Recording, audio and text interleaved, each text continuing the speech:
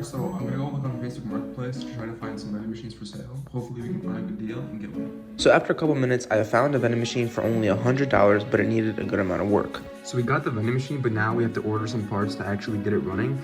And we're gonna get probably a control board, some harnesses, and I think a display. Now, before we got to replacing any parts, we had to first clean this thing out because it was absolutely filthy. Everything from head to toe needed to be cleaned, and that's exactly what I did. It was the next day and the parts finally came. The control board, harness, and display all came in one box. The next thing we had to do is just install it all. So the first thing we did is I unboxed the motherboard that I had to replace. This was pretty easy to replace. I basically just unscrewed the old one, hooked it up with all the previous wires, the new one, and then screwed everything back up. And then the second thing I did was a control board and a harness along with that. So once I got everything screwed up, it was all ready to go. But just when I thought that it was all done, my luck was not good because there was a big problem.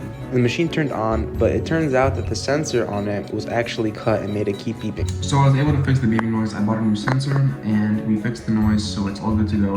Now the main thing we have to do is find somewhere to put this thing. My luck finally turned up. After a couple of days, we were able to find a new building that was getting new tenants in for a shop that they were going to start, and they needed a vending machine in place. Now I needed to buy up some products, so I went to my local wholesale club and bought a good amount of drinks. So I got the machine moved there and I began filling it up with tons and tons of drinks. Now the real question is how much money was it going to make? So a week went by and I came up to check on how much it made.